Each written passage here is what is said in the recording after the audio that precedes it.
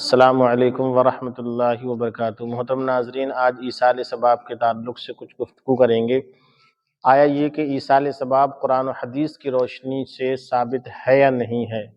ایصال ثواب مطلب فاتحہ ہم عام طور سے جو دلاتے ہیں 30 40 میں فاتحہ خوانی، یہ قرآن اور حدیث سے ثابت ہے یا نہیں ہے؟ جی ہاں، بالکل ایصال ثواب قرآن و حدیث سے ثابت ہے۔ اولاً آپ ایصال ثواب کی تعریف سماعت کیجئے۔ ایصال ثواب کہتے کسے ہیں؟ تو ایصال ثواب کہتے ہیں کسی مسلمان کا اپنے عمل خیر کے ذریعے کسی مرنے والے کو فائدہ پہنچانا، یہ ایصال ثواب ہے۔ یہ قرآن و حدیث سے بھی ثابت ہے۔ قرآن مقدس سے اس کے ثبوت کے لیے آئیے ہم قرآن مقدس سے اس کا ثبوت لیتے ہیں۔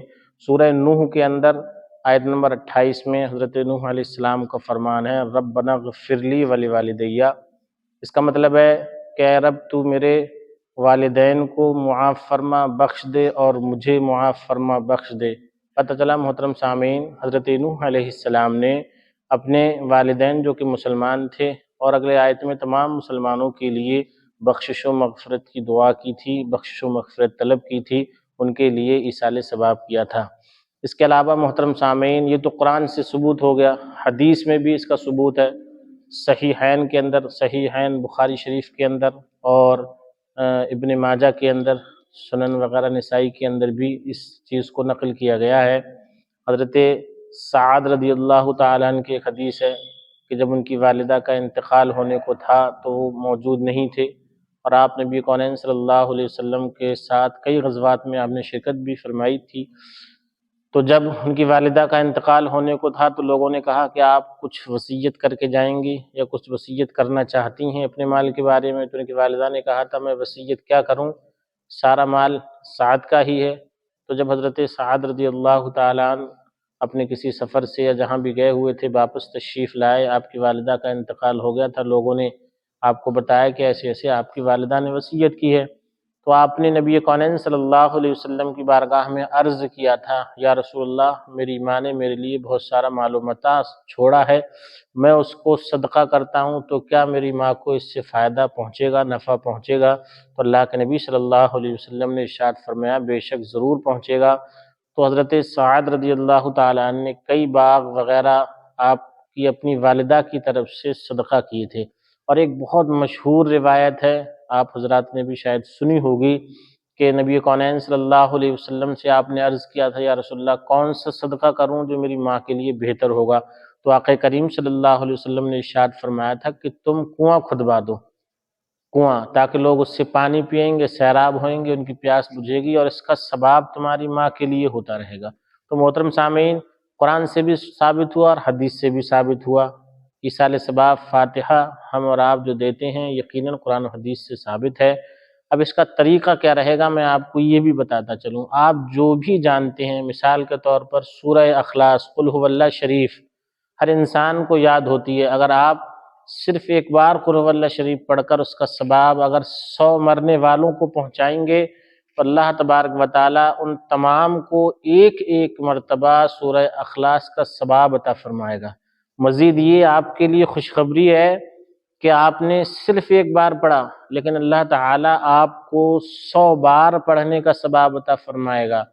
آپ کے ثواب میں بھی کمی نہیں ہوگی، اور جن کے لیے آپ نے ثواب یہ بخشا ہے ان سب کو بھی برابر ثواب ملے گا۔ تو محترم سامعین، ویسے تو عام طور سے فاتحہ کے لیے ہم قل یا ایھا الکافرون پڑھتے ہیں، پھر 3 مرتبہ قل هو اللہ شریف پڑھ لیجئے گا آپ، اور اس کے بعد میں سورہ فلق پڑھ لیجئے ایک بار سورہ ناس پڑھ لیجئے گا، پھر الحمد شریف پڑھ لیجئے گا اور الف لام میم پڑھ لیجئے گا۔ اس کے بعد درود شریف پڑھنے کے بعد میں ہاتھوں کو اٹھا کر دعا کر لیجئے گا، یوں کہیے گا کہ اللہ جو کچھ بھی میں نے پڑھا ہے اور جو کچھ بھی یہاں پر شین تبرک حاضر ہے سب تیری بارگاہ میں قبول فرما، اور اس کا ثواب آقا کریم صلی اللہ علیہ وسلم، تمام انبیاء و مرسلین، تمام صحابہ تابعین اور تمام مؤمنین مؤمنات، مسلمین مسلمات سب کے لیے آپ ایصال ثواب کیجئے گا، کہیے گا کہ میں ان کی بارگاہ میں نظر کرتا ہوں اللہ قبول فرما۔ اسی طریقے سے تمام اولیاء اللہ، حضور غوث اعظم ہیں، حضور خواجہ غریب نواز رحمۃ اللہ علیہ ہیں، آپ کے والدین اگر اس دنیا سے چلے گئے ہیں تو ان کا نام لے سکتے ہیں، خاص طور سے بھی کہہ سکتے ہیں کہ یہ ثواب خاص طور سے فلاں فلاں کے لیے ہے۔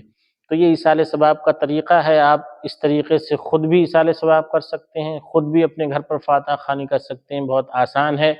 ساتھ ہی ساتھ میں آپ کو ایک مسئلہ اور بھی بتا دوں، اگر مرد حضرات گھر پر نہیں ہیں تو خواتین بھی اسی طریقے سے جو میں نے آپ کو طریقہ بتایا ہے قرآن کی تلاوت کر کے ایصال ثواب کر سکتی ہیں، اور ایصال ثواب کوئی مشکل کام نہیں ہے۔ آپ قرآن سے جو کچھ بھی جانتی ہیں، درود شریف پڑھنا جانتی ہیں یا جانتے ہیں، کلمہ شریف پڑھنا جانتی ہیں یا جانتے ہیں، تو اسے بس پڑھ لیجئے گا اور ہاتھ اٹھا کر دعا کر لیجئے گا، یہی ایصال ثواب ہے۔